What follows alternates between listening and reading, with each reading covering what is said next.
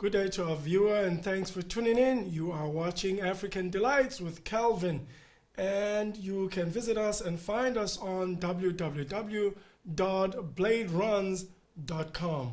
And today we have a very controversial topic that has been talked about in mainstream media in Denmark, which is Dan Parks and his artwork, which is offensive and apparently racist towards a man called Jallow Momondo. Now, this is a long story, but it begins in Sweden when a group of Swedish students decided to make a theme party where people could come. The theme was actually jungle, and the students decided to come looking like slaves. They had painted, this was white students, painted themselves black, and the other students would then have a chain attached to their necks, and in the proceedings of the evening, they would then be sold. Jallow Momondo complained about this, and Dan Parks decided to retaliate by painting pictures of Jallow being hung from a bridge, and with the text, "Hang on, Afrophobians." Dan Parks and Jallow have since landed in court where he has been found guilty. Dan Parks has been found guilty, the artwork has been removed from him, and with that he decided to display his art in Copenhagen, Denmark, to which the Danish society, or rather legal society in Denmark, did not have a problem with. And this all resulted in a demonstration which is organized by Josef Nielsen, who is the chairperson of the African Empowerment Center in Denmark. We were there to observe. News. We've just been moved to a different location after the police came. There was a demonstration that was meant to be held at Bredgade number 8, which is further down the street, and the police came and they've moved everybody to this place where they've been told that's the permission they've been given for doing this demonstration. Og så længe man holder sig inden for loven, det er der filmen knækker. Det er ikke et spørgsmål om ytringsfrihed eller censur, når de her billeder er blevet destrueret. Det er for at beskytte offeret. Offeret har ikke bedt om at blive sat på de her billeder. Jeg vil gerne slå det fast med 7 mile søm. My name is Ulrik Kohl. I'm a councillor in the city of Copenhagen for the Red Green Alliance, Enhedslisten. And we are very proud and happy to be invited to be here today. Cameraman Alex Kulkov and I were at the scene where we were very privileged to have an interview with the chairperson of the African Empowerment Center in Denmark, Josef Nielsen. And we were also very lucky to speak to Enhedslisten spokesperson for civil rights, Ulrik Kohl. And the last person we spoke to is Neil Bloom, and he is the MCC of the Socialist People's Party. We are going to be running an in-depth program about Dan Parks' art and how it has affected Jallow Momondo's life. But for now, let's run the clips. Let's have a look.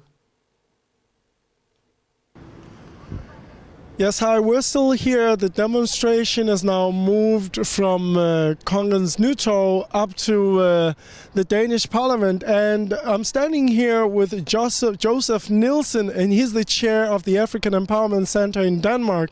Josef, could you give us a rundown of why we're here today, what are we doing, and how this whole thing started?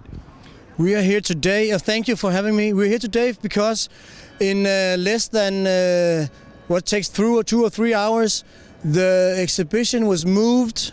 The Dan Park exhibition was moved from Kongens Nytorv down to our parliament building with help from Dansk Folkeparti. And we are here to protest that we should have degrading art or racist propaganda in a building that is something that Danish people hold dear and pay tax to the politicians who are in there.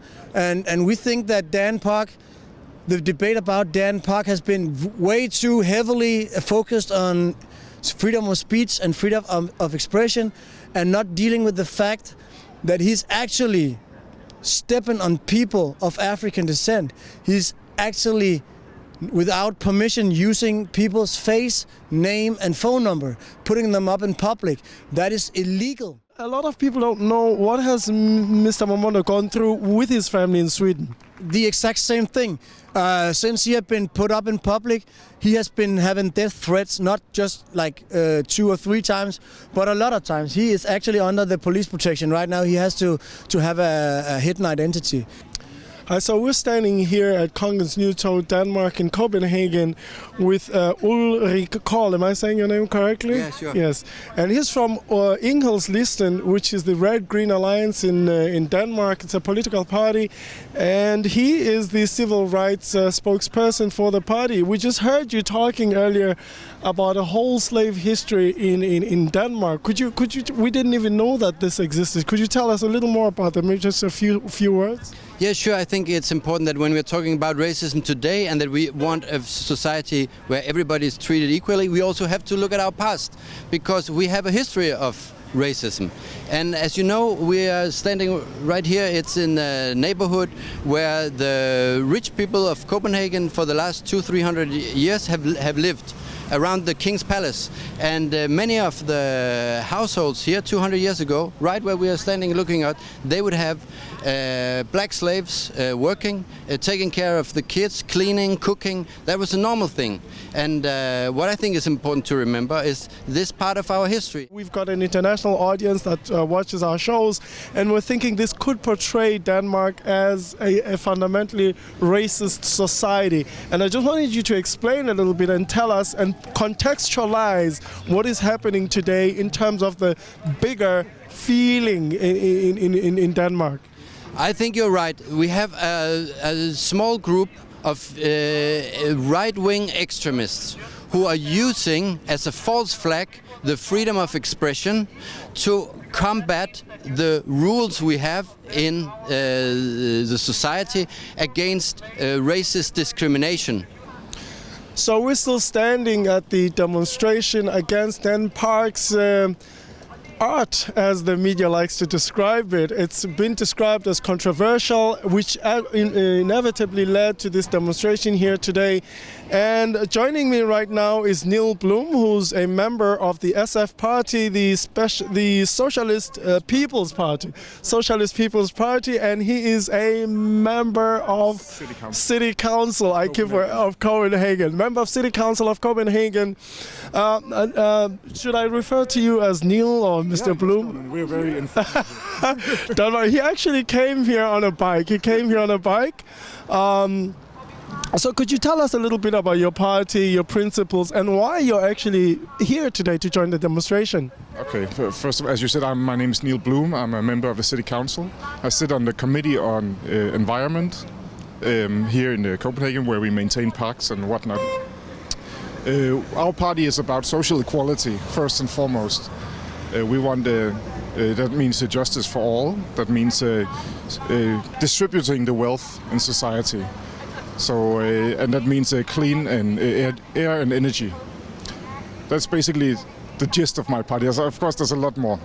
Why I'm here today is because that I feel it's time to take a stand against. I think this is an injustice, both on the person Momondo, but also on black people in general. And as such, it's a problem for all of society. Back at the studio, we want to thank Joseph, Neil, and Ulrik for talking to us today.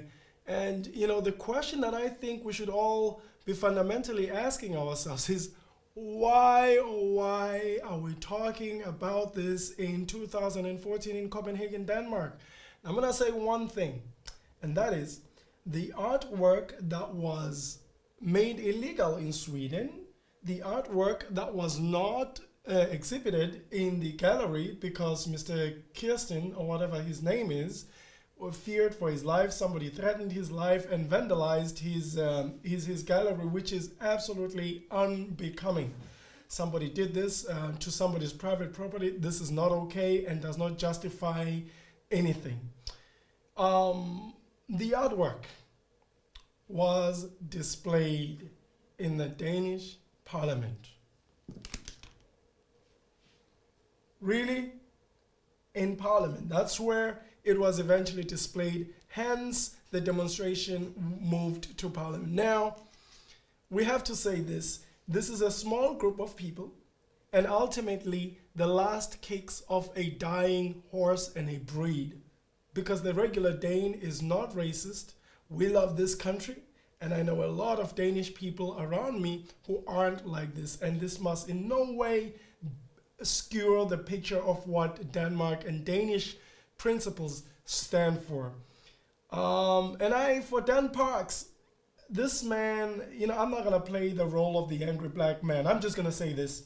He's very sick and he needs help. We should all feel sorry for Dan Parks. There is something wrong with that kind of thinking in 2014, Dan Parks.